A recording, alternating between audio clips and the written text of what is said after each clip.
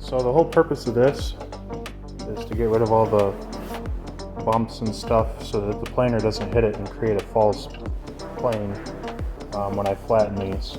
Anyways, for 7 boards, some pretty heavy sanding.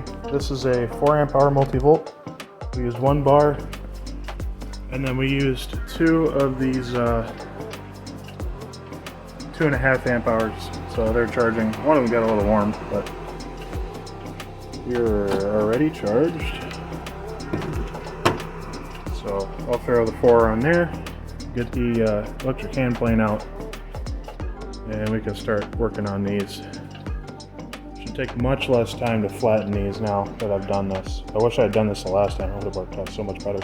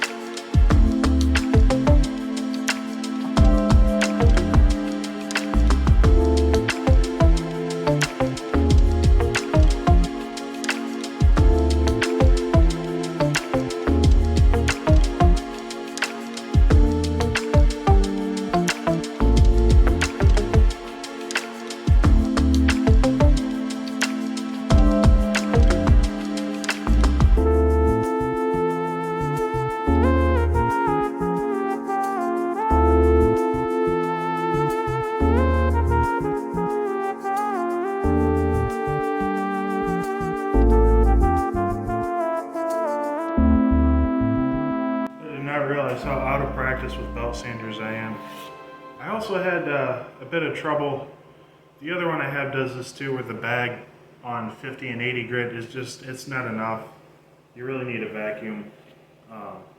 Because the second time it plugged up, it really plugged up, and even the vacuum didn't want to pull anything through.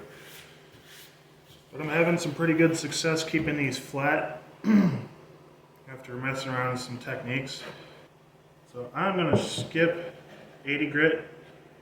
Normally you would go straight from 50 to 80. I'm going to go from 50 to 120 just because there's no point in me.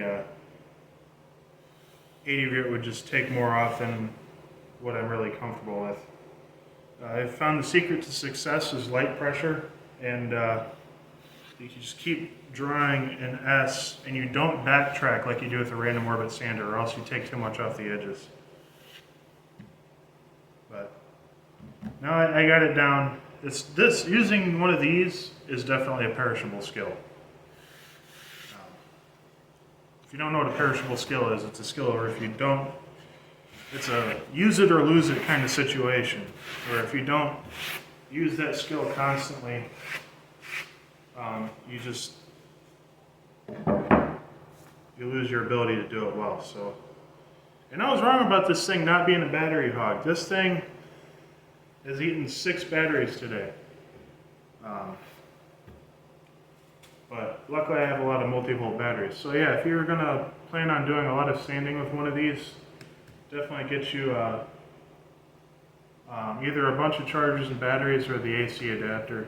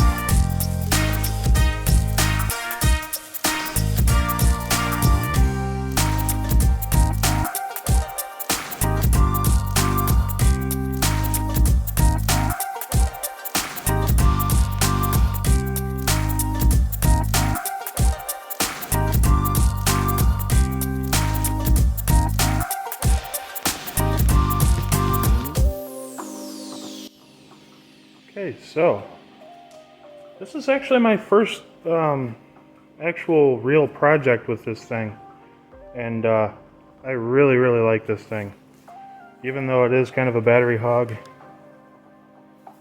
But this is 120, that's the finish I'm getting with it. I'm going to hit everything with 100 grit next on the random orbit sander, then 150, then 220, then 320. But I haven't had to stop since.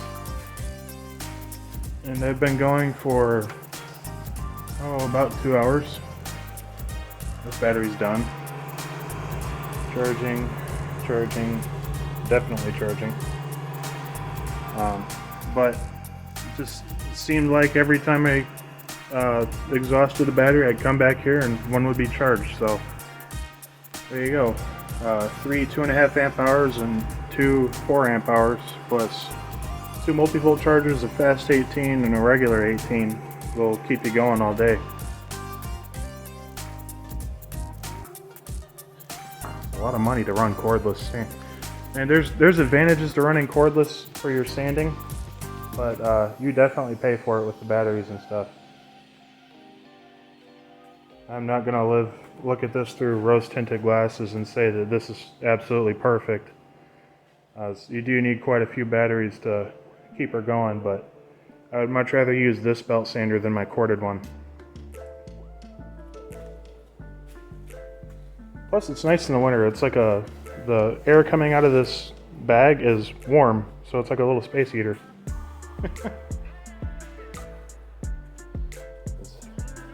The whole reason I was able to get away with going straight from 50 to 120 is just because of how powerful and overpowered belt sanders are.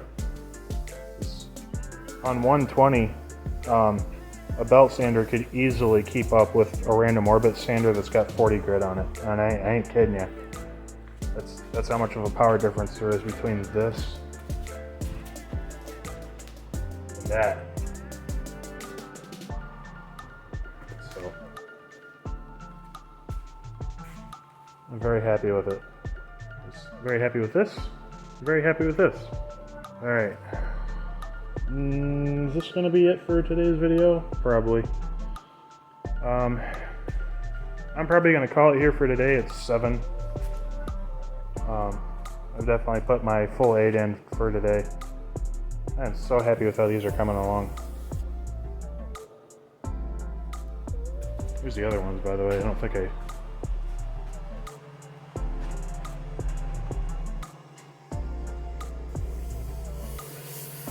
This is a Shiba Jumbo, I believe. This is Belgian Malinois, I want to say. This one's more of a texture change between the hickory and the red oak than a color change. Well, we won't find that out until we put finish on it, but